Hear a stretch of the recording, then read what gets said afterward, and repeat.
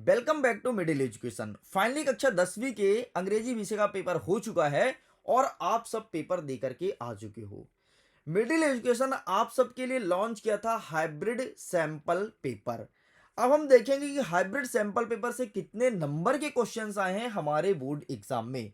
मैं आपको बता देता हूं, मिडिल एजुकेशन ने हिंदी का भी जारी किया था। हिंदी का पेपर आपके 75 नंबर का होता है और इस 75 में से हूबहू 73 नंबर का पूरा पूरा पेपर देखने को मिला था। एंड अब बारी अंग्रेजी की। हम तुम्हारे सामने एक एक प्रश्न को मैच भी कराएंगे कि आप लो भैया स्वयं मैच कर लो कि हाइब्रिड सैंपल पेपर से कितना आया था।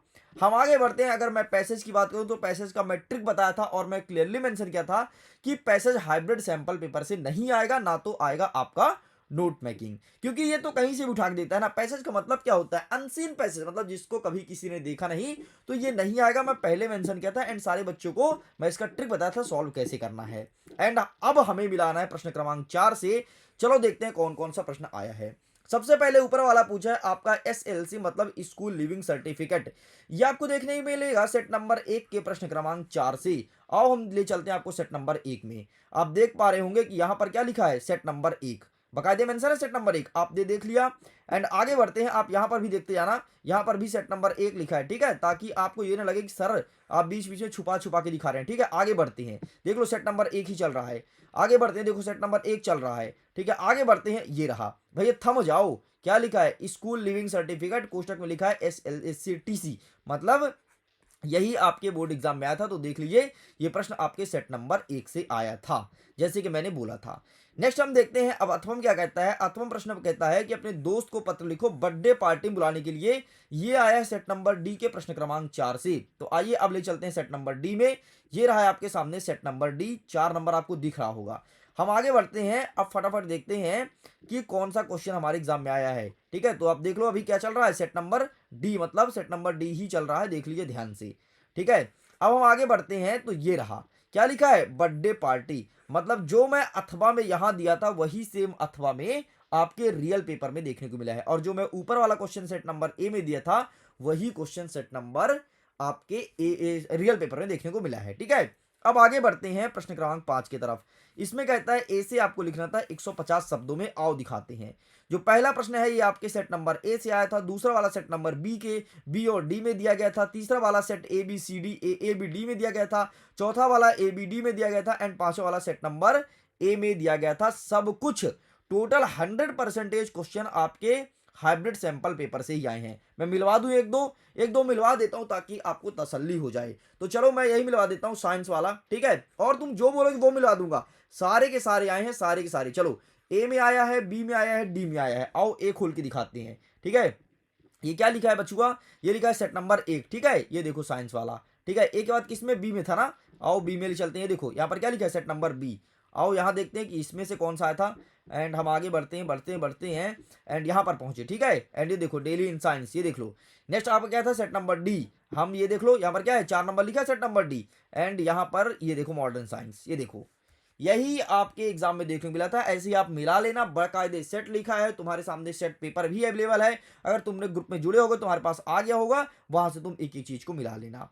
हम आगे बढ़ते हैं नेक्स्ट। अब मैं ग्रामेटिकल पोर्शन की बात करूं तो सब वही पैटर्न फॉलो किया है जो आपके हाइब्रिड सैंपल पेपर में था। बकायदे यहाँ पर सेट लिखा है, आप लोग मिलाते रहिएगा स्क्रीनशॉट लेकर के, सब मिला लेना। पूरा पूरा क्वेश्चन लिख दिया। हाँ भाई साहब ये नहीं आया था, और इसको मैं ईमानदारी से बताता हूँ भाई ये नहीं आया था मतलब नहीं आया था। अरे तो हमें 5 करना था ना, इसमें तो कितना 7 दिया है, 6 भी आ गए तो कोई कम थोड़ी ना है। अब देख लो इसमें से भैया, इसमें से एक क्वेश्चन देखने को मिला है, ये अदरवाइज वाला, पता नहीं ये क्यों दे दिया। मैंने आपको हु वाला क्वेश्चन कराया था, ठीक है, लेकिन ये दे दिया। तो सेम पैटर्न था लेकिन आया तो नहीं ना, इसलिए मैंने उसे ऐड नहीं किया। बाकी आप देख लो यहाँ पर सारे सेट का नाम लिखा गया है।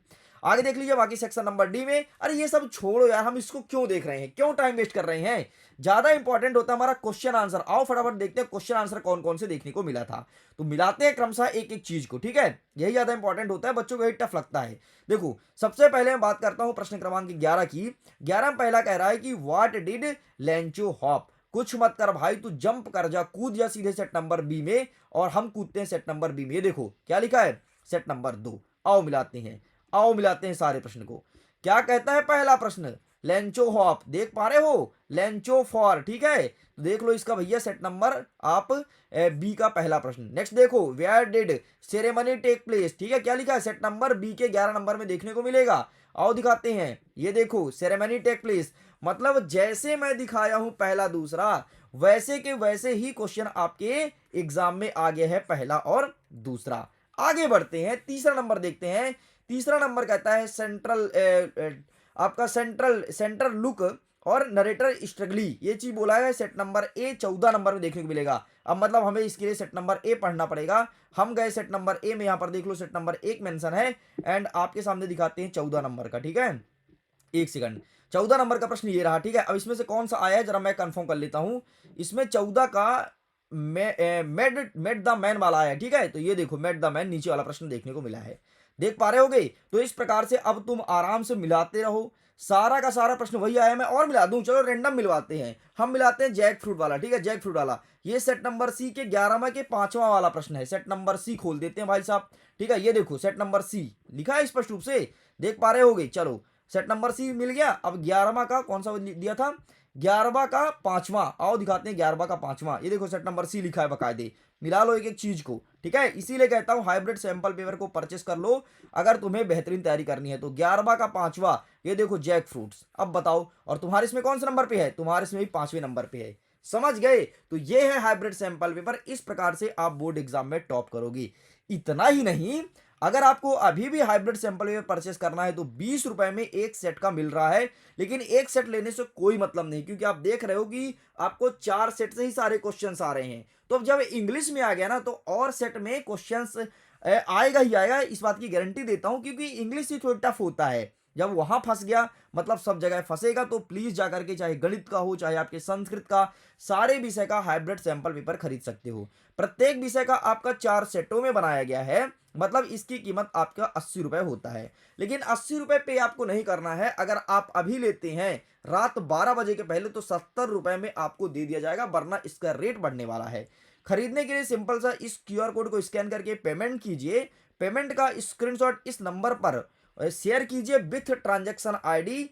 आपके पास 12 घंटे के अंदर हाइब्रिड सैंपल पेपर उपलब्ध हो जाएगा। देखिए, अगर आपको सभी विषय खरीदना है तो सभी विषय का मिल रहा है आपको 350 रुपए में। लेकिन 350 रुपए आपको पे नहीं करना है, बल्कि भारी भरकम डिस्काउंट के साथ रात 12 बजे के पहले अगर आप 280 रुपए पेमेंट करते हो तो आपको सभी विषय का हाइब्रिड सैंपल पेपर दे दिया जाएगा। तो बहुत अच्छा डिस्काउंट है, फायदा उठा लो। 280 रुपए पेमेंट कीजिए और सभी विषय का हाइब्रिड सैंपल पेपर अपने पास रखिए। इंग्लिश का कुछ इस प्रकार से दिखता था, और यही वो है जहां से क्वेश्चंस आपके एग्जाम में देखने को मिल रहा है। ये अब और कुछ क्वेश्चंस को मिला लेते हैं। देखो, अगर आपको फिर से भरोसा नहीं हो रहा होगा तो चलो एक क्वेश्चन और मिला लेते हैं।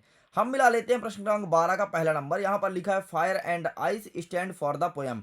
यहां पर लिखा है सेट नंबर डी, बल्कि सेट नंबर डी नहीं, यहां पर ए होना चाहिए, ठीक है। आओ मैच करते हैं सेट नंबर ए। ये देखो सेट नंबर ए में गए, एंड 12 का दूसरा, ये देखो ये क्या लिखा है, frost why did fire and ice stand for, and ये देखो अपने प्रश्न में stand for in the poem. बस इन द पोएम इसमें लिख दिया हमने, इन द पोएम वर्ड का उल्लेख नहीं किया है। इस प्रकार से आप मिला लीजिएगा।